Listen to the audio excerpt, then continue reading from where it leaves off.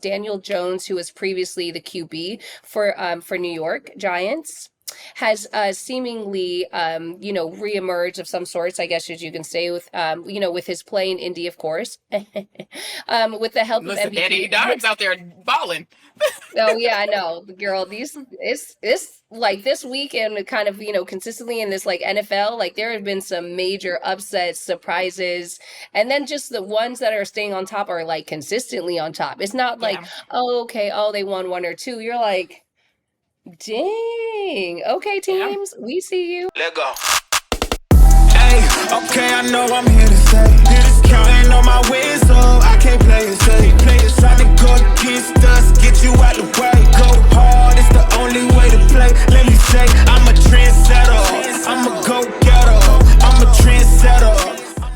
Hey you guys, welcome back to another episode of Sports Scene. I'm your girl Gloria Govan, and I'm Erica Leno.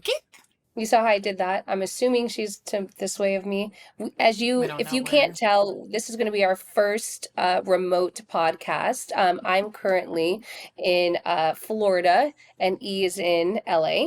So, but we're always ready to bring you guys the newest episodes and things and news and updates and all the sports. So we are going to bring this to you, our first remote episode. So let's get into it. Well, yes, and of course, now we all know where we have to start, and that Oh, is. Lord.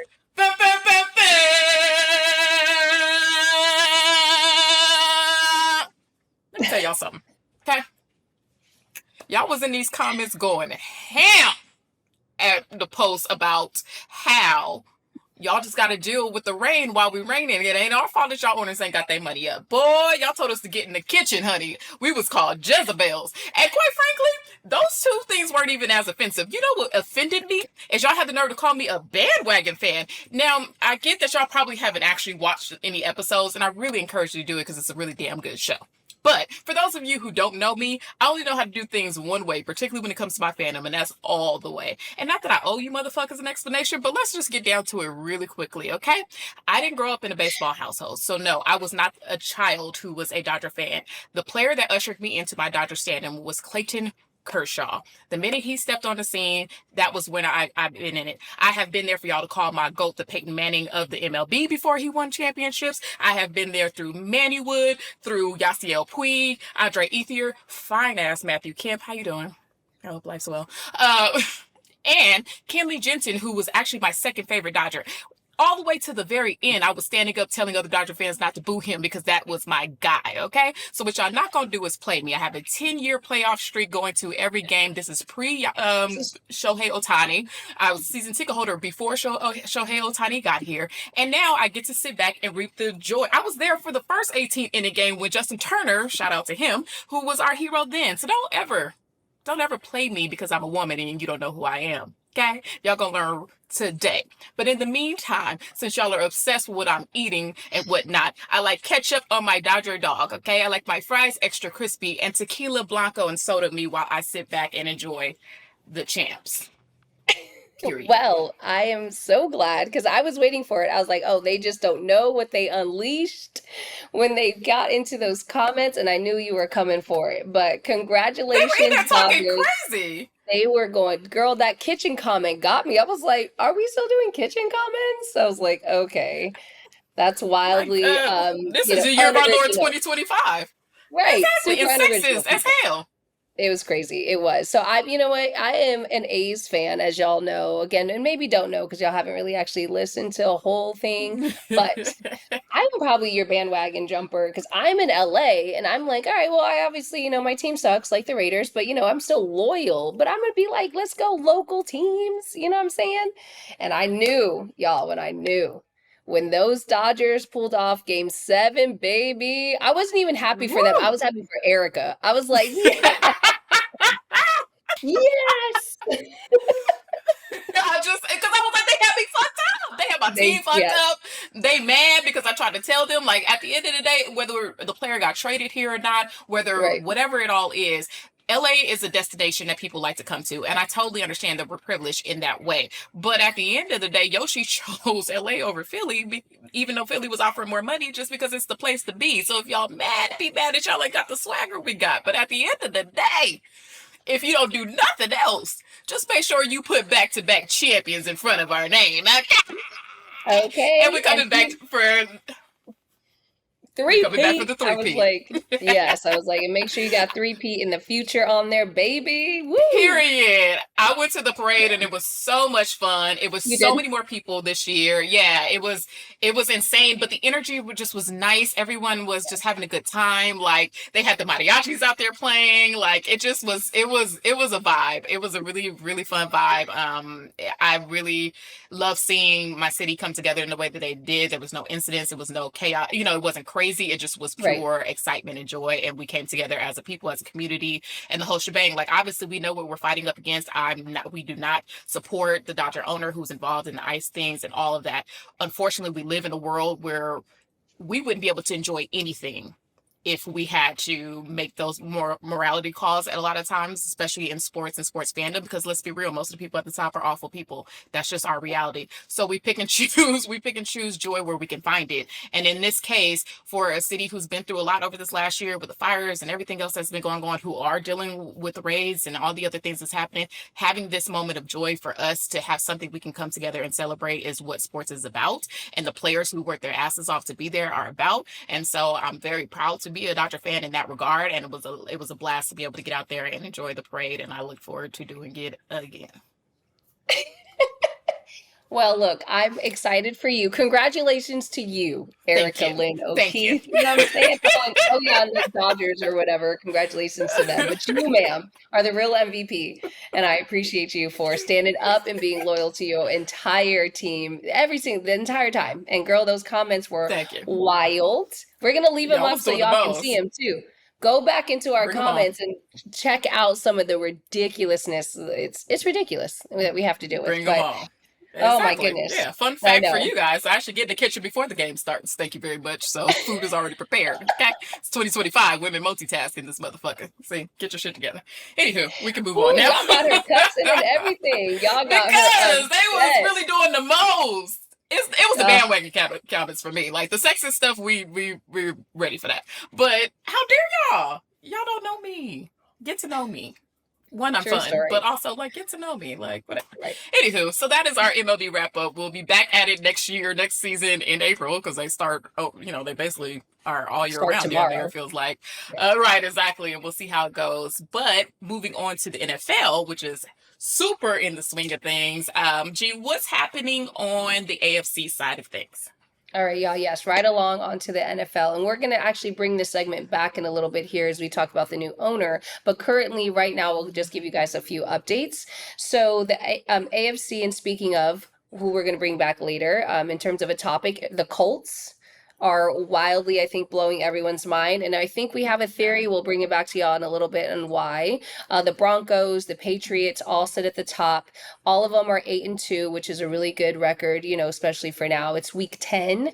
So a lot of them are showing a lot of promise and continued success.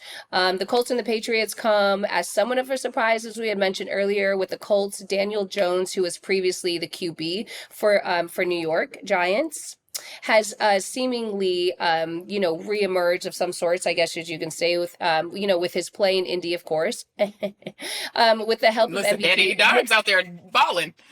Oh yeah, I know, girl. It's like this weekend, kind of, consistently in this like NFL, like there have been some major upsets, surprises, and then just the ones that are staying on top are like consistently on top. It's not like, they won one or two. You're like, dang. Okay, teams, we see you. But anywho, yes, we've had some young QBs that are showing promise and great arm strength. But those are probably your top three teams that you want to keep an eye on in the AFC. And E is going to break it down for us a little bit in the NFC as we start continuing to roll into our NFL. Yes. So on the NFC side, we ain't gonna talk about my Niners, y'all, because we ain't got no defense. So it's just vibes. You know what I'm saying? We just out there for vibes. We're gonna see what happens. Mac Jones, whatever. Let's just try it. We'll see what happens.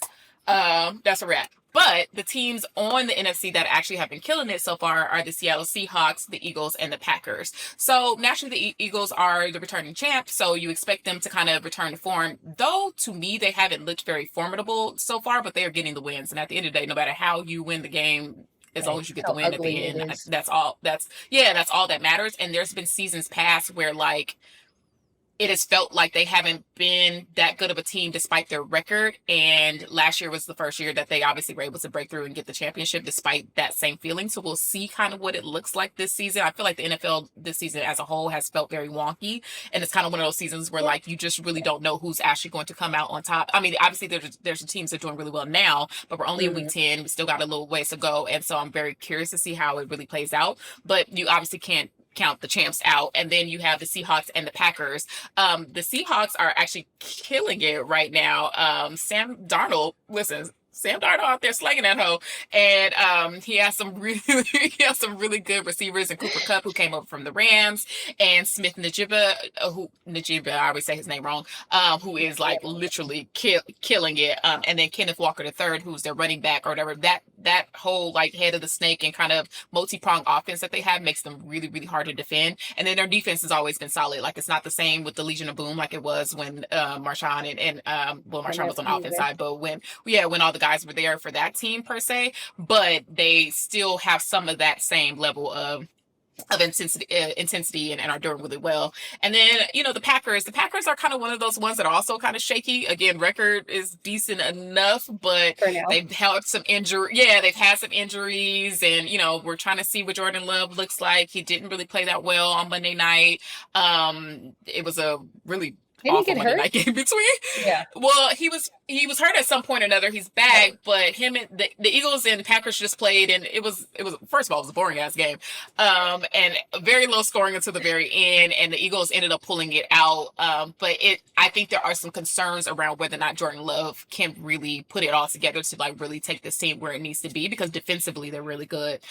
So I think for the NFC side of things, those are kind of the teams that you're kind of keeping an eye on, and as of right now are sitting at the top and seem to be kind of the teams to watch out for. Yeah, no, I love it. That's one thing I hate is a boring game, right? Where you'd be like, like, what I'm saying? That's what I want from all sports. I just want excitement. I want competition. Like I can't stand blowouts. I can't stand it's just the worst. Or when there's a bunch of injuries and there's a lot of interruptions, you're like, come on, guys.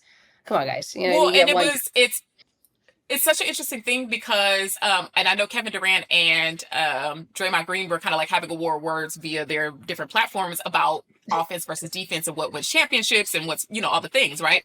And obviously we've always heard, no matter what the sport is that defense wins championships or whatnot. Like that is the thing that's going to carry you over the top. And I do believe that is very, very true.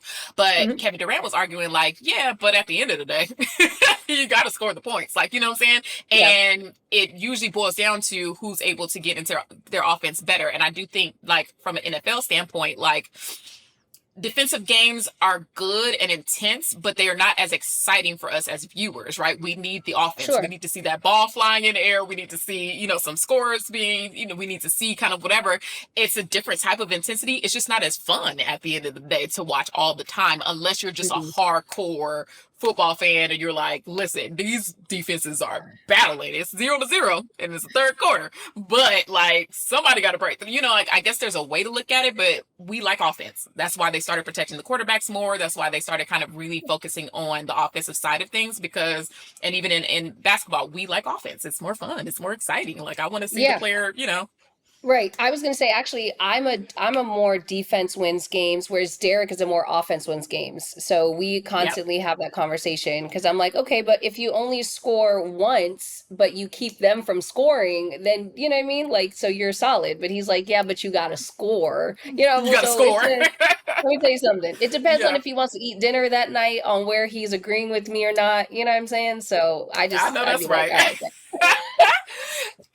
and efficiency, right? Like it depends on the offensive efficiency is such a big portion of this, because at the end of the day, if what I don't want to see, and this not to take it to NBA because I know we're talking NFL, but kind of similarly, I don't want to see a bunch of just chucking up shots, right? Like conversely, like I don't want to see, because that version of it is not fun, which is some of where the NBA had gotten to. I think we're kind of slowly getting back to a little bit more sets Right. and, pick and rolls, and, like, I think we're in a different place.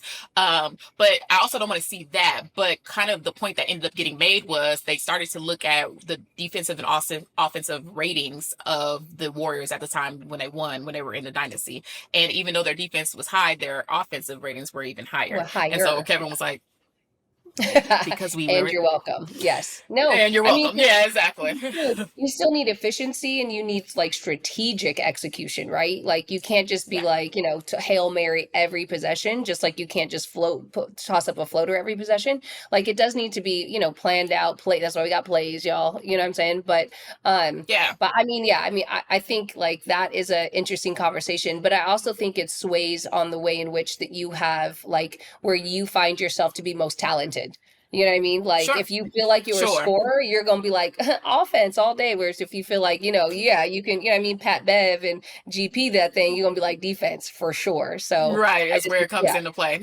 Yeah. So Absolutely. Absolutely. yeah, And so and I guess in the football context of things, it's kind of one of those like play calling is so crucial to what yo, they that shit do. was Like wild. in the NBA, you can have just enough talent on the floor and they'll figure it out. They're gonna pick and Right. roll. The top player's gonna get to their spot, all stuff. But in the NFL, play calling is king because at the Mhm. end of the day, if you have to understand how to read the defenses, which is kind of like where a lot of criticism comes for Jalen Hurts, for example. Like he's really, really talented. He's very, very good. And he has to me shown that he can lead his team down the field through his arm and through his decision making and obviously win games. Obviously he won a whole ass Super Bowl, right? Yeah. But there are but there are plenty of times where you watch him and after he gets out of his first progression, he kind of is like like what am I supposed to do? And he tends to hold the ball a little too long. He kind of runs around with it, like, and then it kind of ends up being a broken down play. But it's important for your play callers to put your players in the right positions, right? Like Right. if you know their run defensive game is really tough, then why do we keep running the ball straight up the middle over and over again? Like clearly you are not going to get through. And I think those become the differences in whether or not a low scoring NFL game can be entertaining or not. You know what I mean? Because now you're seeing the chess pieces and the battles happening in that way. And those are the games I probably appreciate more if it's not going to be a shootout. Like I love when Josh Allen and Kansas City play each other because it's always going to be a shootout. You know what I mean? And that's exciting to us. Yeah. There's no defense. Defense is optional. But if you are going to have the defense, then at least let us see the chess match that's happening so we get how you guys are adjusting the offense versus whatever the defense is Yeah, doing. and I So don't know if you've noticed, but did you, when they're doing games now, this is for you audience, just FYI, if you are getting into football, they're starting to do a more of a breakdown on plays during the game, during like the commercial breaks and all the things. So it's a good time for you to start, kind of tuning in a little bit because then you'll get some additional education on how this game of football, pigskin, gets played. So yes. FYI. And on Mondays, check out the Manning cast. I really okay. thoroughly enjoy watching Monday Night Football's Manning cast. It's Peyton and Eli Manning. They do it together. They usually have a different guest each quarter. But it's so good because they genuinely love the game. And they love seeing quarterbacks thrive, of course, because Right. they're quarterbacks and whatnot. But they're breaking down what plays. They're guessing what they think is going to come next. Like, it's just a really much more fun way to watch the games on Mondays. So if to Gloria's point, if you're looking to kind of like learn a little bit more about what's going on, understand the mindset of players as the game is happening, things along that nature, then the Manning cast is a really, really good one on Monday nights whenever they don't do every game, but they do most of them during the season to check out because they give that side of things. I love that. I feel like, I love the little additional insight. It just gives extra context, you know what I mean? And like kind of gives you more 360. Yeah, because you're kind of like, what are they thinking? We're going to roll into the NBA, Yes. which honestly, look, guys, it's almost like it's not baseball because it's not 365 days of the year, but it's still really early in the season. You know what I mean? So in my opinion, and I think EU can agree with me, like basketball doesn't get serious or we don't take it serious until what I say after All-Star. Some people say after Christmas, but I'm going to stick with after All-Star. So yeah, I agree. I think after All-Star is when it fully picks up steam. I think that Christmas game, because it's a nationally televised, day, and traditionally, even though NFL is trying to creep up on it, but traditionally it's been the NBA day is Christmas. Yeah. I think you see them start the ramp up. You want to go into All-Star break playing pretty well, and then come out, and that's when you hit the gas. So I agree. I think All-Star is when it really, really happens. But December 1 is when I kind of start to be like, all right. All right. Are they still doing the play-in tournament? You know what I'm talking about? Yes, the in-season tournament is happening. So last week they started it. And it's still, I think, the games that happen on Tuesdays and Fridays or something like that are the games that play towards that. Right. So that, just real quick, in-season tournament is like a tournament inside of a tournament. And so teams get to play towards, there's some advantages if you win it. One, you get like an additional bonus. You get a cute little trophy and some bragging rights, but it also comes into play during the playoffs, because that's, it has a relatively like impact on home team, advantages and not. Like, so it has some little like, some little quirks to winning it. But I think primarily it's about the bonus and the bragging rights. It's about money. They want to go to Vegas for the weekend, and they want to win the money. They get like $500 extra $1,000 or something. Yeah, I too. Like per player. Yeah. So, and Giannis talked about it because he's like, I think he either talked about it or someone was talking about it. Like, when you think about, I think a lot of times we forget that not all of the players on the roster are making the superstar money, right? So when you're and relative, of course, but when you're looking at the lower portions of the roster, that extra $500K, $100K, whatever it is, matters. Okay, they want that coin because they need it. At the end of the day, again, relative. So that is going on. It takes place. Ultimately the Vegas weekend takes place in December. So to an extent, that has given it has incentivized the players a little bit more. So you do notice that when they're playing those games, the tournament games, that they play with a little bit more intensity, because people, again, they want the coin. Right. Yeah, actually play. Yeah. But anywho, let's dive a little bit into these East Coast, West Coast. I'm going to take y'all through the East Coast, jam real quick. Again, no one's paying attention until Christmas, but we'll just give y'all a few little vibes. Detroit is doing really well. Detroit Pistons and the New York Knicks have been off to a really great start and have been really fun to watch so far. If you watched any of it last season, you've certainly heard Erica rave about Cade Cunningham. That's my guy. I tried to sell y'all. Yeah, no, she was right. Look, clearly she's right. Like, if y'all want any advice on things, you know what I'm saying? Like, listen to your girl. Hello. But yeah, they're off to a great start, and he had an all-star, okay, hold on.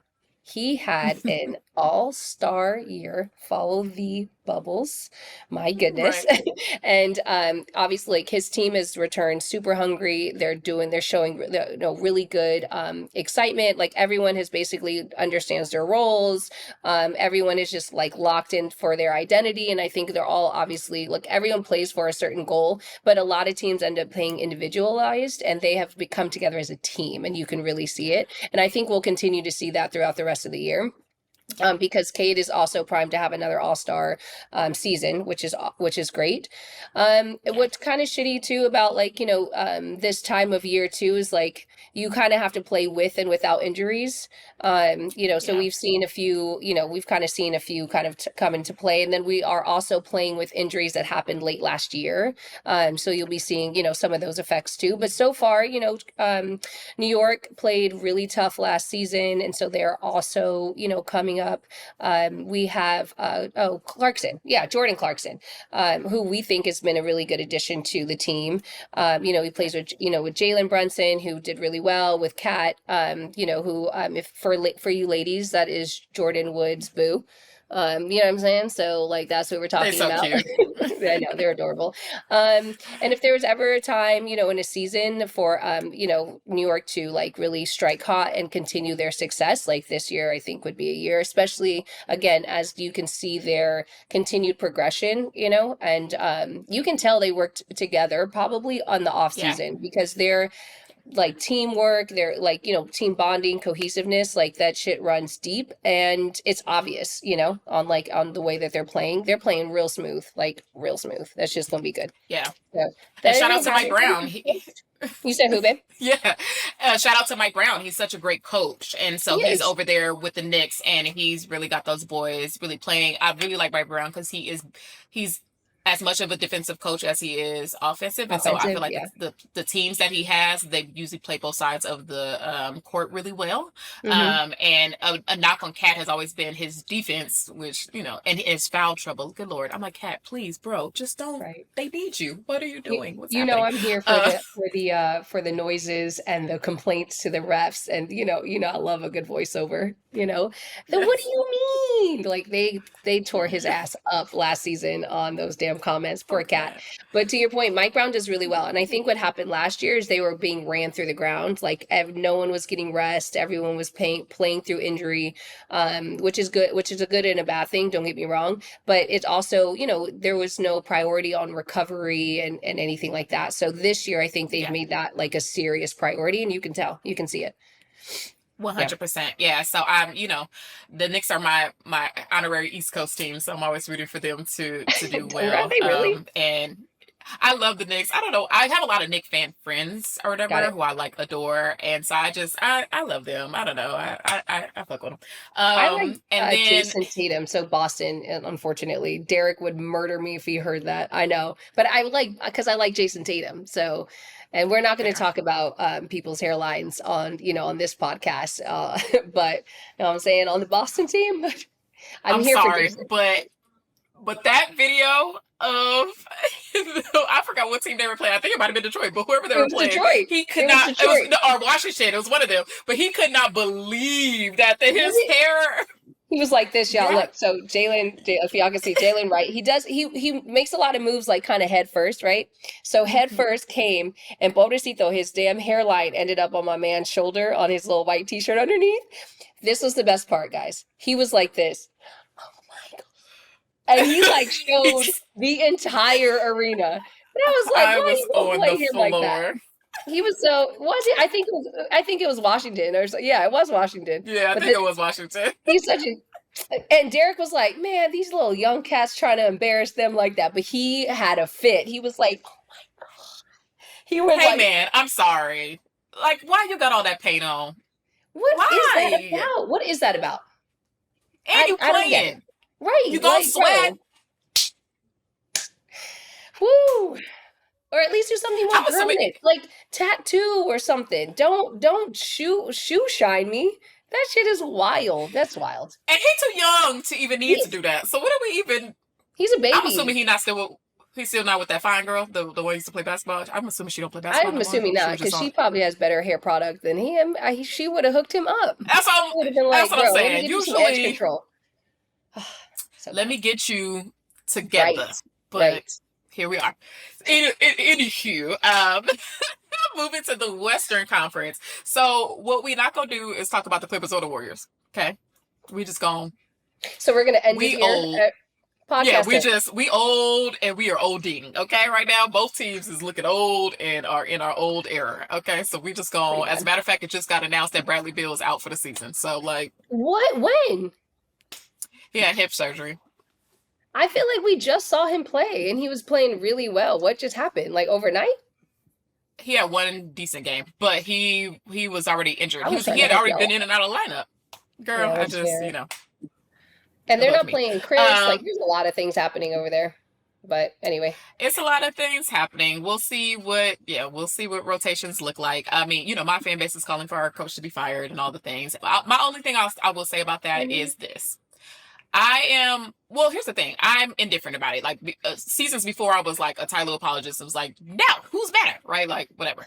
I'm like, cool. I'm here to do whatever's going to help the team play better. You know what I mean? Like, and Mhm. if he's lost the locker room, if we've gotten to that point where we just need a change and a fresh start, if Mike Malone is available, all the things, then like make the move. It is a shout out to you, Ty. Thank you for doing all that you've tried to do, because I don't think that he gets enough props for the reality that he has had to handle really tough decks with the Clippers since he's taken over as head coach from injury and all that. Like, he has dragged us to places that most coaches would not be able to with the personnel and the inconsistency of who's available over the years since he's been here. So I personally, if you want him out now, I get it. But what we're not going to do is act like he isn't still one of the best coaches in the league. It just may be his time with us at this point, and it may be past with this group of people since we can't find the continuity. With that being said, above me now. But for the rest of the Western Conference, Of course, the champs OKC is looking amazing. They've only lost one game so far or whatnot. So by the time you guys see this, they would have played the Lakers. I'm assuming it's going to stay at the one loss, but we'll see because the Lakers are actually playing some good ball. They've only lost a few games themselves, and LeBron hasn't even come back. We will see if he disrupts what they got going on when he comes back. There's a lot of people who feel like we gonna see. Because they got a good thing going right now. Luka's, doing what he got to do. It's kind of one of those things. Luka's one of the best players in the league, if not, you can argue, where he is in the top 5 current players right now, because there's a lot of them, or there's five enough players in the conversation. I am curious to see though if he's needing to score damn near 40 points a night though for them to win. What his bandwidth is going to be. Yes, what that looks like over the course of a season, and the players that are playing really good in the beginning of the season are typically the ones who don't show up during the playoffs. So I'm excited. They're excited because I like when they're excited early. But anyways, but OKC is still OKC, so that is what it is. And to no one's surprise, Denver is actually playing some really, really good basketball. By the time y'all see this, I would have went into a dome to watch my little team play. They play tonight, and again, above me now. You know what? Honestly, they play Denver. Yeah, that's true. But I don't know. I feel like is that not surprising? I mean, I know getting rid of Russell wasn't like the end all be all because you still got Joker. You know what I'm saying? But like that was I just feel like I'm still surprised that they're playing well. Is that like really? Yeah, I not don't at all. I can't justify why I'm surprised, honestly, but I am surprised. They added, no, I do get what you're saying. I think the reason why I had a feeling they were going to be good, and I want to pull up, they added Cam Johnson, who was at the Knicks, and Valanciunas, who was with Sacramento, and Bruce Brown came back, who played really well with him when he was with them before. I feel like what they did in the offseason, yes, losing Russ, you feel how you want about Russ. At the end of the day, he's playing really well in Sacramento, but he also, is kind of killing it. It's Sacramento, and then it's all the things. And it always starts really well with Russ, and then ends whatever. That's a different conversation for a different day.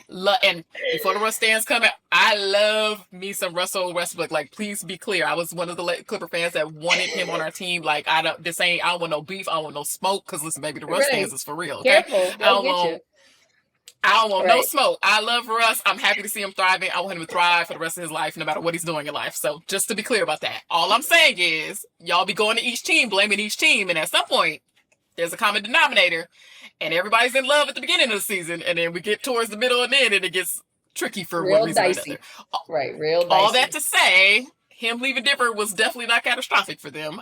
But the pieces that I think the issues that they did have, they plugged those issues, and so that's why I'm super not surprised that they are playing well, and I'm super not surprised that we're going to take OKC out of the equation, because ultimately, obviously, they're still the team to beat. Right. But if we have to remove them for 2 seconds, to me, Denver is at very high up on the list on teams that's going to be very difficult to beat in the next 7-game series. They're just well coached. They also understand their roles and what they're doing. Aaron Gordon has taken leaps and bounds in his game, and he by himself makes them a mismatch no matter who they're playing most nights.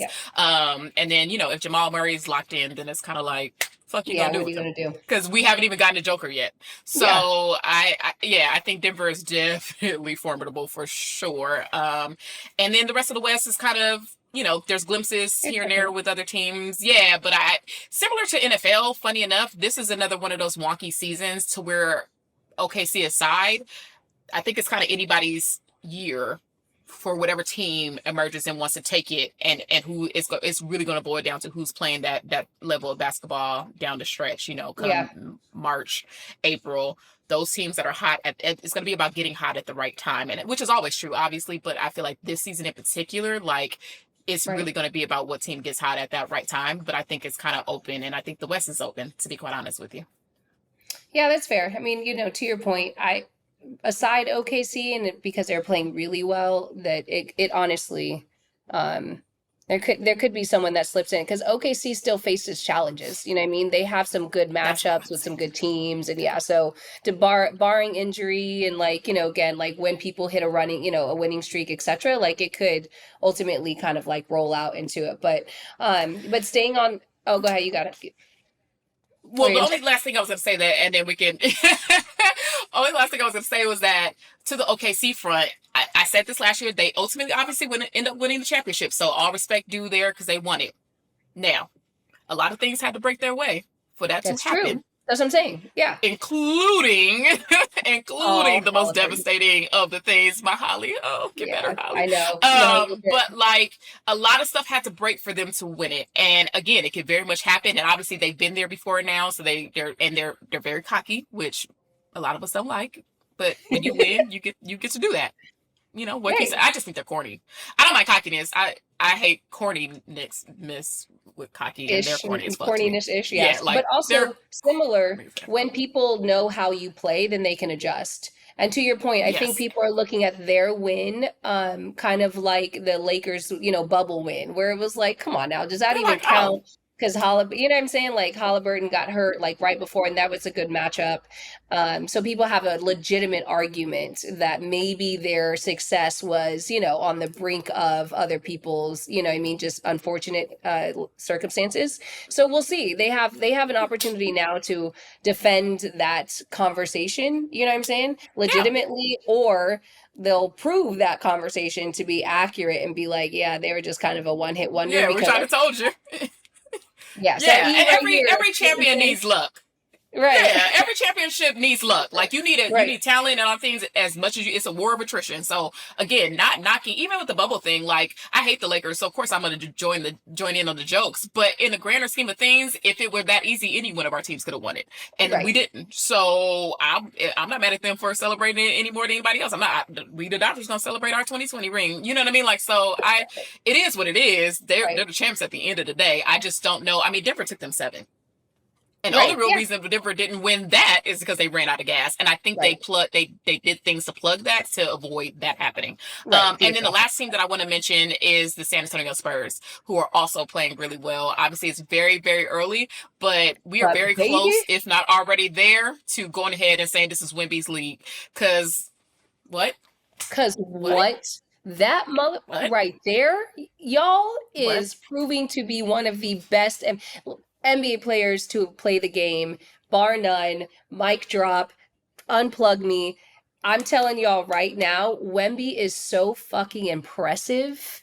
The way that he is developed, the way that he is maneuvering and taking leadership and accountability on that team, it's a wrap. Yeah. Like people have seen a new era of basketball. It's a fucking wrap. I've said it here today. Listen to me. It is going to be Wemby NBA like for a while too, because he's so young. He's such a baby. And San Antonio has done an amazing job of building a really solid roster around him. De'Aaron Fox is really good. Vessel, or however you say his name is really good. Castle, they got all the things.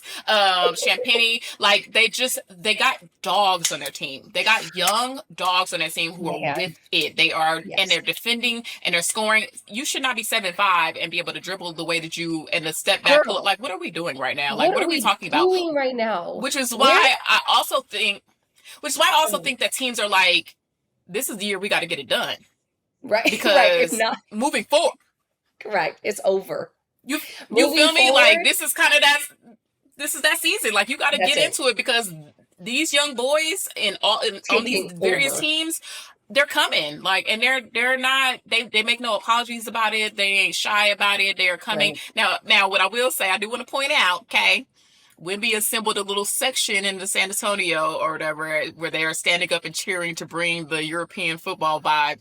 Everybody jocking our flow, okay? Just remember who did it first, okay? Remember the Wall and the Swell and the Clippers did it first, but it's cute. I'm not mad at it. They did a whole special on it when they were playing on NBC Peacock, and they showed like the fans and like did like some stuff with them, whatever. And it's cool. And I actually want more arenas to adapt it because it definitely makes it more fun. But it just goes to show, to your point about him being a leader and how invested he is and how seriously he takes this. He went to the team and was like, hey, we need to do a section. He helped handpick the people who were in that section, and like they auditioned for him essentially, and so they're like a part of his little crew, you know, and you can hear them, they're cheering the whole game and stuff like that. Like the Wemby craze there and the way that he is really taking on this role is really been awesome to watch, and he is so fun to watch, and their team is so fun to watch. So obviously we're very, very early in the season, but I'm very intrigued to see how and if they're able to sustain it as the season goes on, Yeah. and what they're going to end up looking like in the playoffs. Because Yeah, no, because baby, they keep this momentum again, bar no injuries. There, it's over. Like to your point, this is the last year, and then San Antonio is going to go back to their dynasty, and then it's going to be over. And other news, Nico Harris, if you guys don't already know, and by the time you catch this, he's been let go, and I don't know, rightfully so, yay or nay. I think so a little bit. I think he was just a little overzealous on his movement and his position of power, and it just kind of bit him in the ass a little bit. But there's been some, that's another kind of major, FYI, before we roll into what, she doesn't, it's fine. Well, all I would say is I hope the league is taking care of Nico for his sacrifices. Oh, girl, because he is going to get what he sacrificed his entire family and bloodline to make those. For the league, okay? Because if y'all think the league was not involved in that trade happening, y'all got another thing coming. No, that's fair. And they're going to leave him out to dry because they are going to wash their hands of Nico. And unfortunately, you probably won't see him again. But, here we are. He got paid really well. It's either that or he has a league office job waiting for him, or down the line he has a Laker job waiting for him. One or the other he knows that he has in his back pocket, because otherwise I don't even know why you set yourself up. There's no way he can go to the Lakers. Luka will be like, get his, because there's no, that's bad blood still. Like, because Luka may not necessarily understand the nuances of why that, and how that trade really came about. But I think he's going to go silent. If he doesn't disappear, or he will, because whatever position he's going to take is going to be a non-forward facing, you know what I'm saying? Like, role. Maybe, yeah. It'll be a while. Like, I don't see, like, next week him be like, and now I'll work for the league. You know what I mean? Because that would be too obvious. But I just hope, let me put it this way. I just hope they have taken care of that man, because he did the most, and he had to be like, no, this was my decision. But one, Dallas owners are getting off the hook because they still have to prove it. And two, this was deeper than just he thought Luka was fat, so let's go get AD. But we gonna move on. I digress. Luka was fat. I cannot. All right, I cannot. Well, all right. We'll stay on NBA, but we'll switch into this All-Star format. NBC, speaking of the networks and platforms, NBC just announced that there's a new official format for the All-Star game. So All-Star NBA happens in February. It's right around President's Day weekend. So we'll kind of keep you guys posted on like how All-Star game, teams and things like that get developed. But tell us a little bit about, it's playing in this year. It's in, oh Lord have mercy, this year it's in her home. I don't know why I just set myself up for this. It is in Intuit Dome. I'll let her tell you about the new format. It's taking place in LA this year. LA's got a lot going on this coming year, but go ahead. There's a new format. Tell us about it, E. Avoid. And this Valentine it's happening Valentine's weekend. So if you are trying to be my boo, just know that like taking me to Saturday night on Valentine's Day is a perfect Valentine's Day gift. Oh, hot man. Okay. So if you're watching and you're like, I'm going to get to that woman because that's my future wife. And I'm like, yes, because you look like Jalen Hurts, then although you absolutely, let's go. Yes. Let's be clear. And Jalen Hurts, you know what I mean? And the big Don's booty, then you are her man. Let's do a thing, okay? Over 6'1", 6'2", let's do a thing. Look at us at All-Star Weekend. And I know some people, so I can make sure we take care of it into it. It's a thing. But anyways, so it's happening this year. So they're changing the format because the complaints over the years have been that the players don't take it seriously. It is an exhibition game, and especially with injuries being so high, I can understand why players are kind of go about it or whatever. But, we still want it to be fun. We still want it to be competitive. I know that last year before Kobe retired and he played, kind of really brought some energy to the game, and everybody was playing hard, and they brought in they brought in the rules where they tried to change the format then, and that was helpful for a little while, but then it just kind of went back to being like, whatever, we're just here, so we don't get fined. So this year they are trying, so I have to write it down because I'm going to make sure I get it right. Okay, so there's going to be 2 teams of USA players and 1 team of international players. Yes, and so they're going to basically play a round robin tournament for 4 12-minute games. Okay, and then the 3 teams will each have a minimum of 8 players. And then if there's not enough like Americans players, whatever that, then Adam Silver is gonna do a thing and find some other people and do a whole thing. And so also they're going positionless. So now it's just whoever gets the most votes, which could technically, potentially put the big man position in jeopardy of being all-stars. But with Joker and Cat playing, I doubt, I can imagine that they wouldn't make it. But it is interesting now because it's just kind of whoever has the most votes. And so then basically it'll be Team A will play Team B in game 1, and then the winner of Team 1 will face Team C in game 2, and then followed by the losing team, and so on and so forth. And then after game 3, we will see what the record is, and then there'll be a tiebreaker, and then someone will win. And if it really comes down to it, then it is going to be based off of a point differential in the end. So not only do they want to win each game, but they also want to win it by as many points as possible, because that's all going to matter in the end. So, I mean, at this point, I'm here for trying stuff out. Right. I don't know. Most of our top 10 are probably all foreigners. So I'm curious to see who are the U.S. players that are going to make up.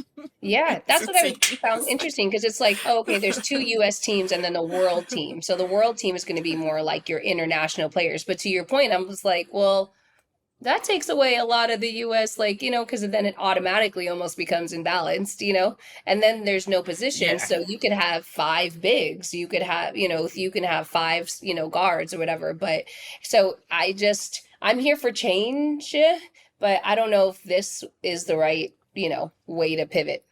But we'll see. I mean, yeah, we'll see. I mean, we can't knock it till we try it, right? I think there is something to the round robin and kind of the shorter game format that just lends itself to a higher level of competitiveness.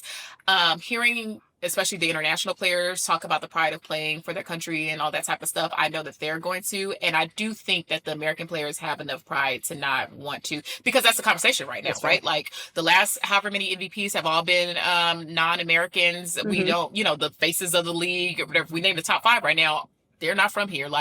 So for American players, where's your pride? Like, this is supposed to be our sport. There was a time when the USA would go to the Olympics and we would not, they were fanning out to see us play. You know what I mean? Now they show up anyways, next, you know what I mean? So is y'all gonna have pride or is y'all not? You know what I mean? So I think that I think it has potential.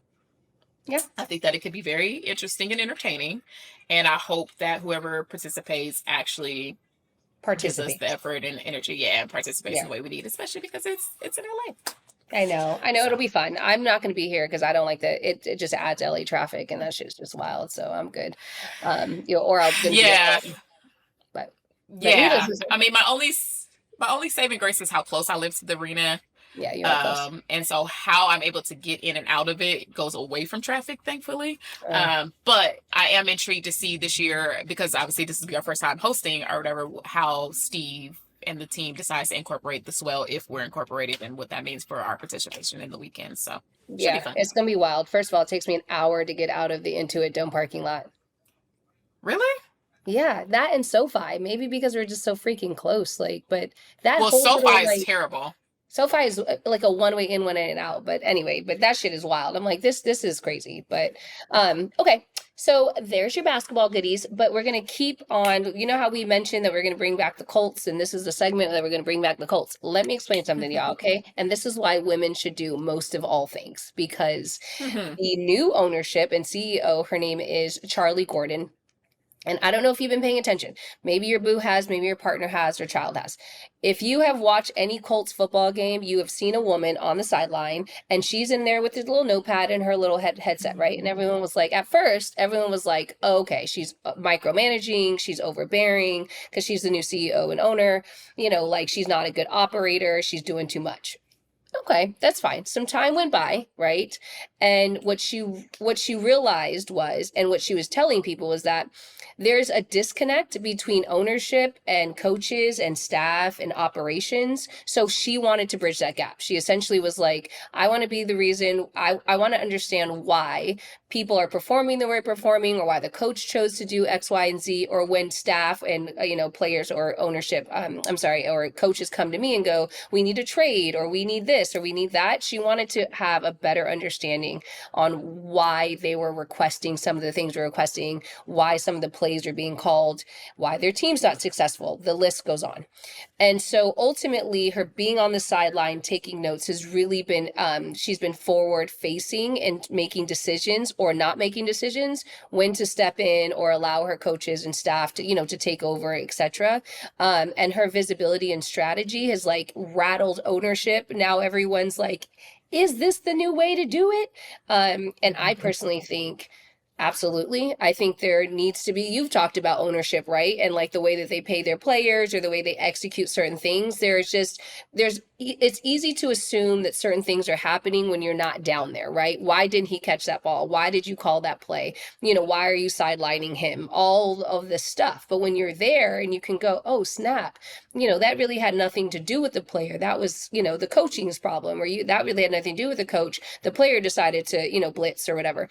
I think it just allows for more transparency and a more genuine rollout and domino effect on the way that ownership then ends up operating the team. Mic drop. Yeah. Boom.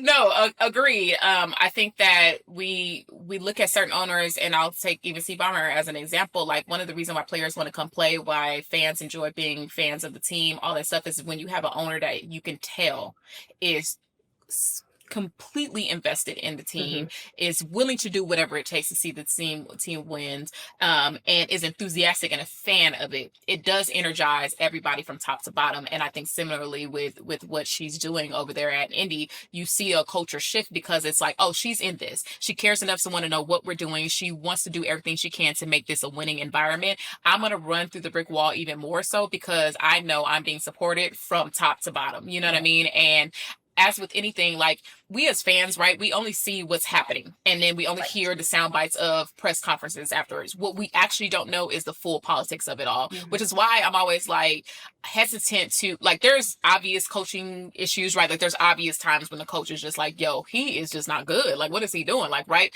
But there's so much more that goes into the decision making of who gets played, who doesn't get played, how many minutes they get played, how they don't play, or whatever. Like, it that more than we actually realize, that isn't just solely in the hands of the coaches making those decisions. A lot of times the higher ups are also making decisions on that, and the coaches aren't in a position to say that, obviously, for obvious reasons, but it's a lot of politicking that goes on. And so I think when you have an owner who is visible, who is engaged, who is in the conversations, it allows for transparency in a way to where, obviously, it's still a business, and so at any time you can get traded, at any time anything could happen. But at least if you have an interpersonal relationship with management, with higher ups and all that type of stuff, you feel a little bit more secure. And anytime anybody feels secure in their job, they're going to be better at it. That's just period, point blank. They're going to perform better. Yeah, no, absolutely. And I think it allows for, more extensive and a more like speed, like, corrective action, like in terms of like faster miscommunication, faster strategic breakdowns, operational failures. It's a faster opportunity for them to be aware of it and then have, again, corrective actions, right? So if they can have a better understanding on why, when, how, and then it rolls into, the way that I think not only the team operates, which then trickles down into the way that the team and the players want to show up, because there's so many people that talk about, like, the toxicity in the team, in team or the locker room, or the way that coaches operate or players respond and blah blah blah, but without visibility and actual, like, finger on the pulse, I think it all falls apart. So I think a lot of teams, any team really, should really take kind of take a look at how it's been. It's this, like, I guess, awareness, this type of, like, to your point, presence has really played an interesting dynamic in the Colts, like, kind of sudden success. I don't think it goes without saying that this has something to do with it. Yeah, particularly when they're competent, because, we do see it happens when, like, listen, the Cowboys are like ready for Jerry Jones to be out of here, right? Like, they're fans because he got to let it go, right? So it definitely has its pros and cons when they're visible and not visible. But when you have owners or upper management that you can tell are not only invested and wanting to see the team succeed, but are also willing to learn. good people, but also willing to learn, right? Yeah, Because everyone, in no matter what area you are, you have to be coachable, you have to be open to, criticism, you have to be open to advice, you have to be open to learning what you don't know. And right. so it sounds like in this particular case, she is wanting to learn what she does not know so that she can Hmm. then improve upon things even more so. And that's the type of owner or Right. upper management that you want on the sidelines. So good for Yeah. them. No, that's great. I mean, to your point, coachable, kind of falls under the dynamic of like every single position, right? It's not just about players being coachable, staff, ownership, all of them need to be collectively like on the same page. But we'll stay on, women who deserve some flowers, and not necessarily that she is like, developing this league on her own, but Neko Kumike was one of the first people to essentially jump on this Project B opportunity. So Project B, just real quick, is basically what Rich Paul and like LeBron are trying to develop as like a secondary competitor to the WNBA. And the reason why it's different from Unrivaled is because they legit like Unrivaled is like this short like circuit, this tournament Oh, style, platform, whereas they want Project B, and it's called Project B for now because I don't think it has a name. Right? sure. So just FYI, it's not going to be the name of the league, but it's going to be an actual league. And that's how it's going to be in terms, it's really going to be the competitor to the WNBA. Just some of the things that they talked about, obviously larger salaries is going to be a huge one. They want global tournaments across Europe and Asia. They want some of the players to have equity in it. Again, I mean, I know I mentioned it again, but an increase in like league leverage, and compensation. So it's going to still be 5-on-5, like women's basketball league. They're looking for it to start next year, so that's relatively early. And they're talking about giving these women salaries of up to $2 million a year, which is, I think, a Great. 300% increase on what, some of these rookies get. Some of them get as little as $50,000 for a rookie, for a Yeah. rookie contract. And people, even like Caitlin Clark and some of the more prominent, players that you guys may know about, still only receive like 80 grand, 120 grand a year. And in comparison to, right, they're, like the guys and stuff like that. So well, I think there's some more stuff, right? That am I missing about that in particular? Yeah, we talked No, about, I mean, yeah, I think that kind of covers for what we know right now. right, That fair, is kind of what they're looking to do. I mean, I think at a time where we're not sure what's going to happen with WNBA. Obviously, we know that they're in a lockout or headed to a lockout if it right. isn't already official. But it's the last I've heard of it, which I haven't heard anything super recently. But they're still very much on opposite sides of the spectrum with Kathy, who is the president of the WNBA, and so needing something that can fill that void, assuming that a lockout is going to happen, in addition to just a league that is ran for players by players who actually care about the well-being of the players, which is all that the women in the WBA have been asking for, is a really, a cool thing potentially. So I'm intrigued to see how they set it up, how they're able to pull it off, how they're able to generate the revenue for it so that they can play the women, what they deserve and all that. And if that then signals and ends up, if it succeeds, if that ends up becoming beginning of the end for the WNBA. Yeah, We can't get rid of it. I doubt the WNBA just completely goes away, sure. but I'm intrigued to see how, with the push of these players being able to create these other leagues in the way that they are seemingly being able to do so, Hmm. and darn near quite easily, not an easy relative obviously, but Sure. like in a sense of they're getting them up and running, they're getting the players to buy in and play, star players are there, like it. You would hope that for the as a WNBA fan, for the league's sake, that they would take that seriously and then do what they need to do to do right by these women on starting with the WNBA, so that Yeah. there's a plethora of options. Because the other part of this is that because the roster spots are so few in the WNBA now, and there's so few teams, if this other league does happen, there's room for more players who are coming out of college to go have somewhere to go play on a professional level.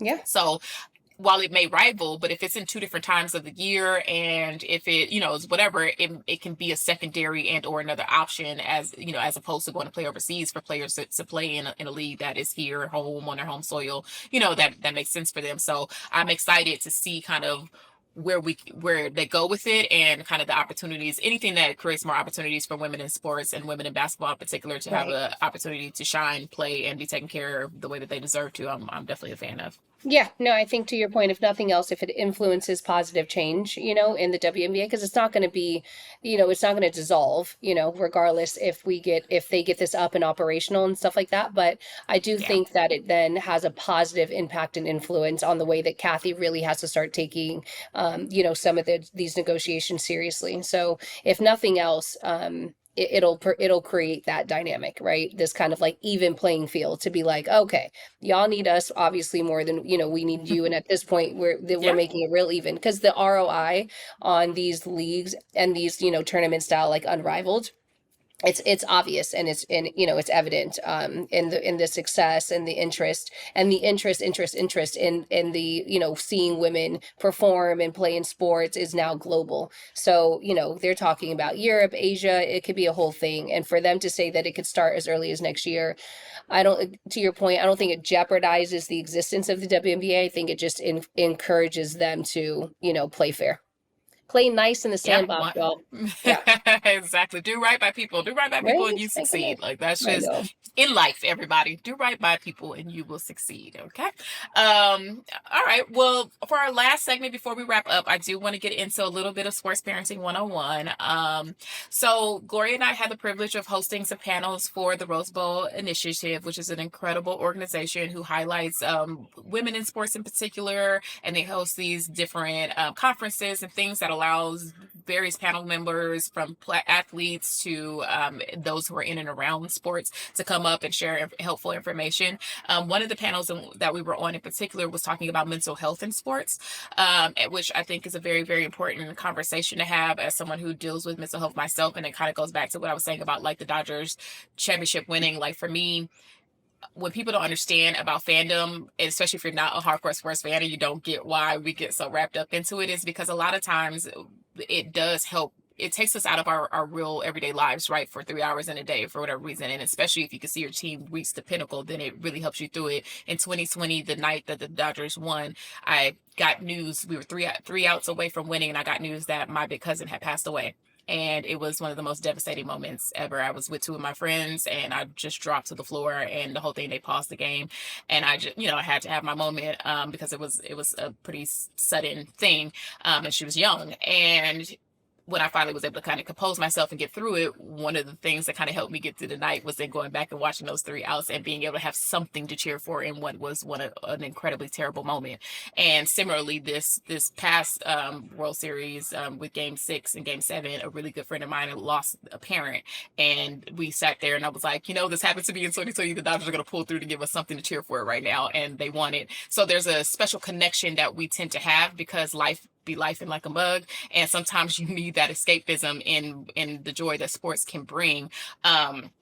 So mental health and all that, and the tie into sports is important for me as a fan from that standpoint. But as a player and athlete, I know the conversation is starting to grow more in acknowledging that they're dealing with mental health issues, whether it's depression or Mhm. anxiety or whatever it is, and how that translates to performance, and what is toughness, and where's the line between dealing with injury and having to play through it because you got to be tough, versus not doing further damage to ourselves, whether it is on our physical or our mental, which a lot of times goes hand in hand. So for you as a parent who has, your boys are coming up in the ranks, and especially at an age where they're still listening a little bit and still multiple, how do you view the relationship between mental health and sport, and what's important as a parent to make sure you're checking for with your kids as they're playing? Yeah, no, that's a great question.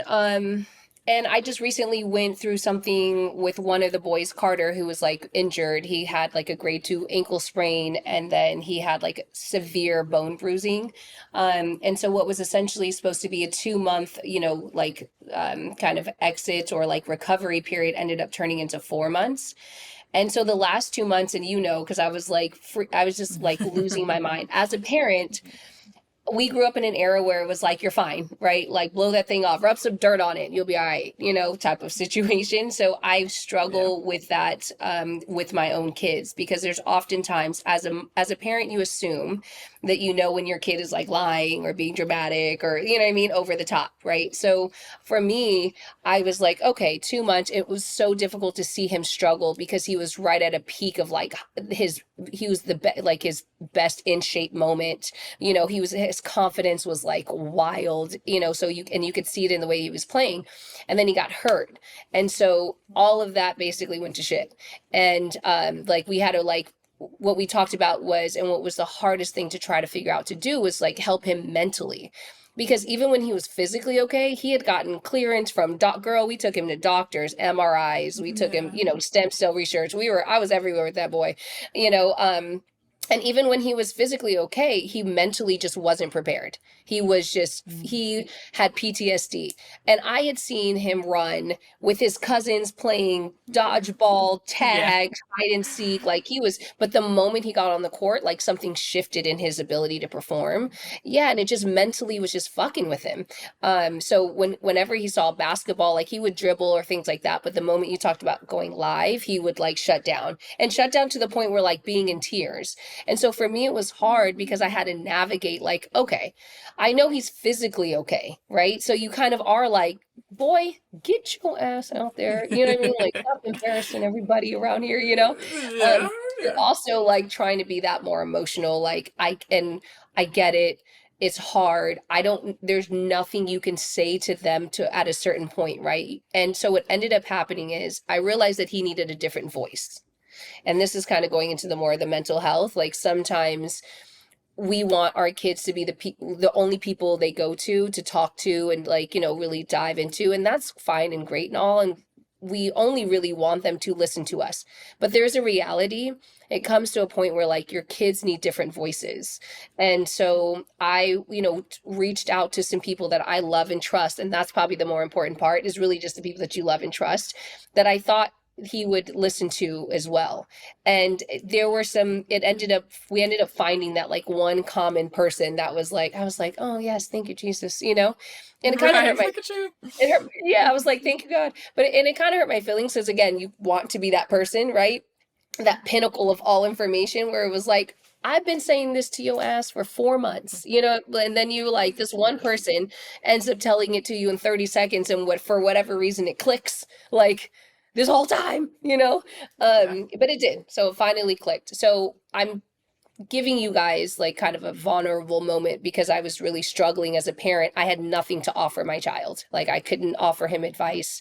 I couldn't offer him, a doctor's visit, a routine, a supplement. Like I had nothing to give him anymore.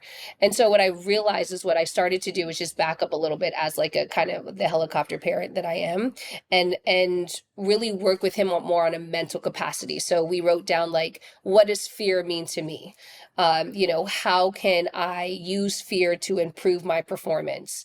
So we started doing those type of exercises, and then we did like, some goals that I had him tape up on his wall, so he saw it every morning. And then there were times where it was like, okay, you accomplished that goal, let's cross that off, so that you can see your progress, let's add new ones, all those type of things. But mental health is such an important part, because I think as parents we miss red flags, because we implement some of our own goals and what we think that they should be able to accomplish and do, without really acknowledging where they are at as people, where they're at emotionally, where they're at in schoolwork, and just society in general. And so we set aside all of that, and then we go, no, this is where I think you should be, this is where I know you could be. And sometimes there's that sort of like, and sometimes there's that sort of kind of like false like pharaoh syndrome, where you like put your kid on this like level of a pedestal so much that they assume that they know everything, and so they miss this coachable moment and phase in their life that Sure. they should really be focused on. Because as a parent, you're like, you're the best, you can do it, we got this, you work so hard, I see you, da da da, right? And we skip out on this like recovery moment. I mean, speaking of mental health, a friend of ours child emailed Derek and was like, can you help me tell my parents I need a break? And it was like, Mm. I know it was like, and I see these parents all the time, and I didn't want to be like, the Yeah. whistleblower. By the way, bitch, let your kid sleep. Yeah. You know what I mean? Like, Okay. but I was kind of like, now I'd be looking at them like, like, Mm. but we do that. Like we give them these standards and these kind of like check marks and goals that sometimes are unobtainable, but because we feel like we did it or they should be able to, or we give them so much, how could they not? That we miss out on recovery, we miss out on sleep, we miss out on just even recognizing their progress, saying, hey, I say out to the boys all the time, I see you working hard. You did a great job. You worked your ass off. And so when I used to complain about them wanting time or recovery or just a day off, now I'm like, you know what? You deserve it. That's fine and fair. Yeah. Take your day and do videos or take your day and just hang out with your cousins. Um, and so I just want to suggest as a parent to parents out there is really pay attention to what your kids aren't saying, and when they do mention it, really take that into consideration, like pull your own ego and your pride out of it, because it could be detrimental to, what allows your kid to like really flourish. And we talk about burnout all the time, right? But the mental health capacity, because they're dealing with a lot, y'all. They got school, and we think that we had a hard upbringing, but we didn't have to deal with half of the shit that they're dealing with.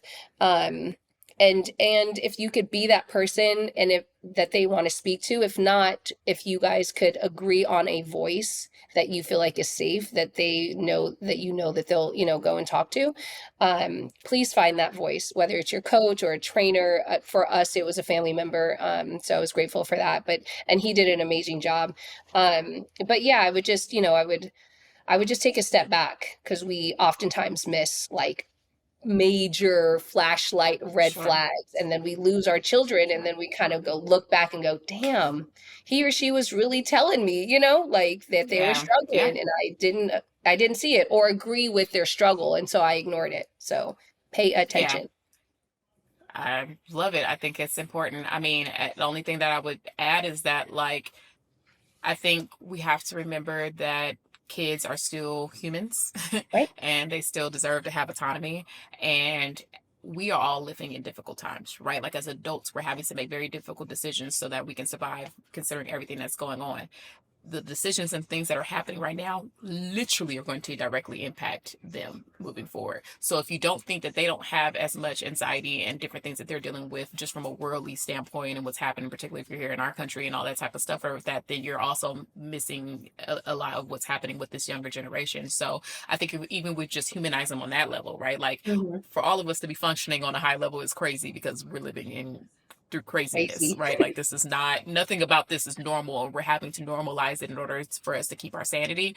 That applies to them too. So Mhm. now you add in whatever pressure they might feel to succeed in the sports that they're playing. You add in doing it with social media there. So when they mess up, it is highlighted. When they do well, it's highlighted. It's, it goes both ways. It's good and bad, but everything is recorded now. You know what I mean? So they have the pressures of that, and so on and so forth. So I think we have to just kind of keep everything in perspective for a little bit, and hopefully that will allow you to humanize your kids, so that, to Gloria's point, when they do mention things that are bothering them or they need a break or whatever it is, they're allowed to have that.